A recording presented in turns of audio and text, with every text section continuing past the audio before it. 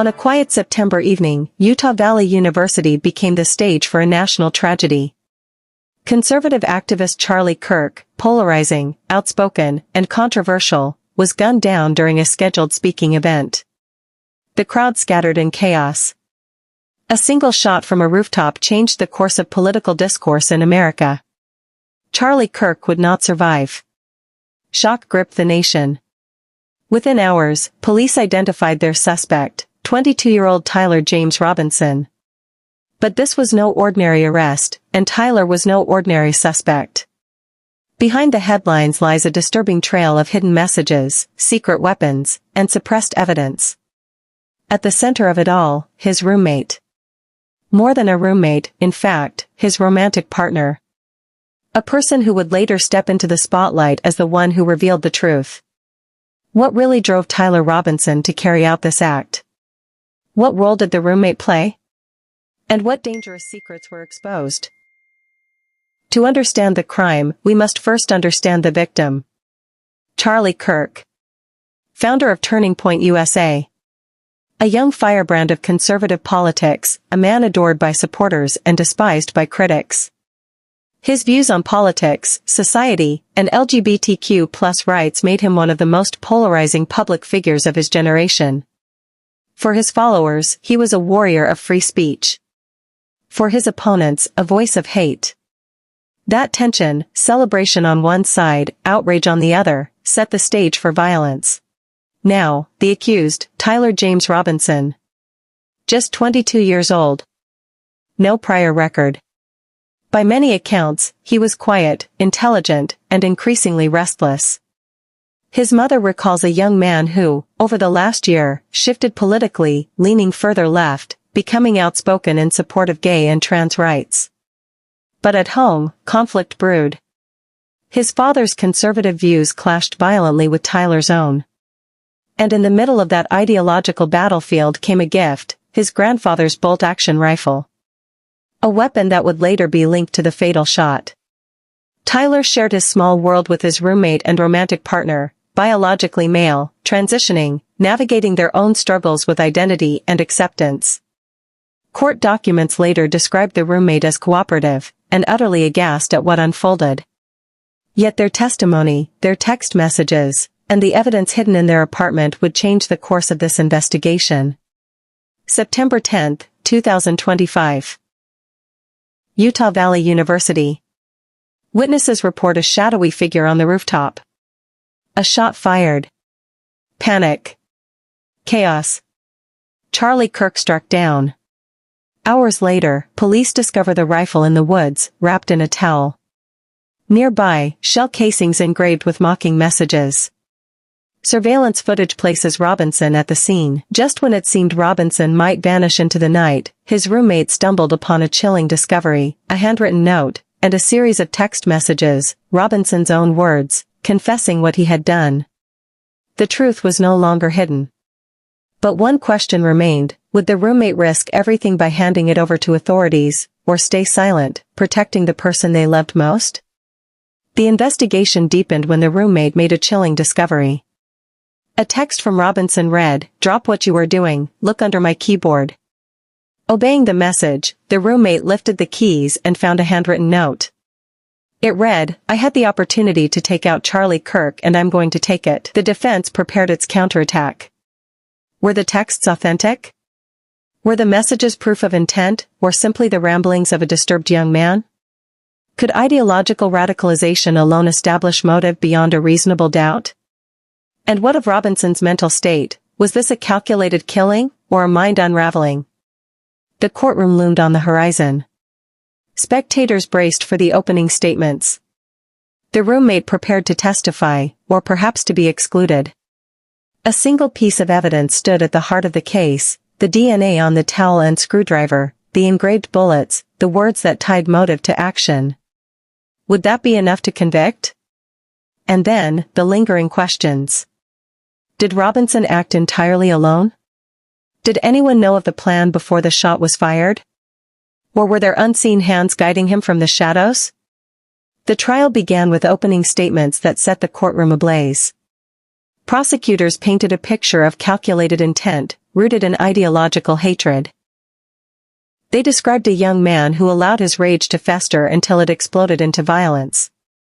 The defense countered with a different story. They hinted at mental health struggles, suggested misinterpretation of texts, even raised the specter of entrapment. The battle lines were drawn.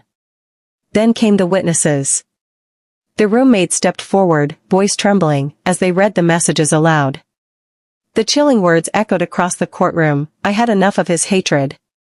Some hate can't be negotiated out."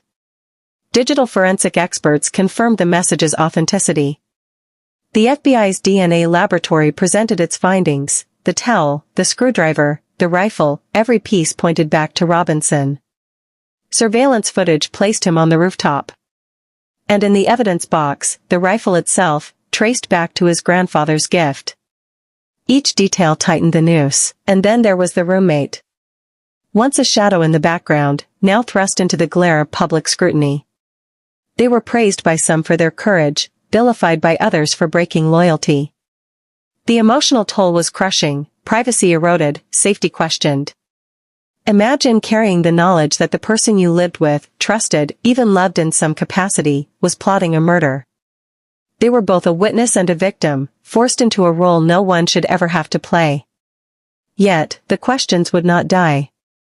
Was Robinson truly radicalized online, in obscure Discord chats filled with venom and echo chambers?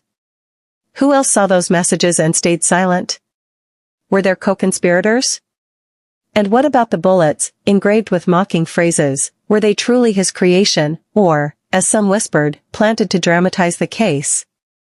Conspiracy theories spread like wildfire. Some even questioned whether the media had spun the evidence into a narrative too convenient, too symbolic. Forensic psychologists added their weight. They described Robinson's slide into radicalization, his rigid thinking, his echo chamber of online influence. Traits of anger, perfectionism, narcissistic injury, and ideological obsession were laid bare. Some suggested depression, even paranoia. Others questioned whether ideological indoctrination had replaced rational judgment. Was he a cold-blooded killer, or a young man consumed by isolation and delusion? The defense struck back hard. They challenged the chain of custody. Could the texts have been altered? Could the bullets have been planted? They argued that Robinson's words were dark humor, online bravado, taken out of context. They questioned whether hate was subjective, whether ideology could ever truly prove intent. And finally, they pressed the possibility of mental incompetence. Was Robinson capable of fully understanding his actions? But the prosecution's case was overwhelming. The DNA match was undeniable. The engravings on the bullets were deliberate. The note under the keyboard, the text messages, the rifle, the planning that spanned more than a week, all of it formed a picture too precise to ignore. The motive was not buried in speculation, it was written in Robinson's own words. At the end of testimony, the nation held its breath. The verdict loomed. Would Tyler Robinson be convicted of aggravated murder, facing the weight of the death penalty? Or would a technical flaw, a question of mental health, or a defense maneuver shift the course of justice? Families of both the victim and the accused sat frozen, their futures suspended by the jury's deliberation. The roommate's courage hung heavy in the air, as did the memory of Charlie Kirk. And deeper still, was Charlie Kirk himself part of the cycle? Did his rhetoric provoke the very hatred that consumed Robinson? Where is the line between free speech and incitement? It is a question that courts, and society itself, are still unwilling to answer. Law enforcement was left to examine its own failures. Could this attack have been stopped? Could surveillance of ideological spaces online have raised red flags earlier? Families across the country asked themselves, would we recognize it if our own sons or daughters began slipping into that darkness? And so, we are left with the brutal balance, accountability versus liberty. Prevention versus privacy. One life lost, another destroyed, and a roommate caught in the middle, forever scarred. Charlie Kirk's death is a tragedy. Tyler Robinson's path is a warning. And the roommate's testimony reminds us that silence, in the face of hate, is never neutral. But here's the truth. If we look away, if we ignore the warning signs, if we dismiss stories like this, then we allow hate to win. And if you believe that truth matters, if you believe that exposing these stories is vital, hit subscribe now. Because staying silent, staying passive, means handing power to the very forces we fear. And for those who choose not to subscribe, step into the comments and explain why. Tell the world why you'd rather turn away than demand justice. Because inaction is not innocence, it is complicity. The choice is yours.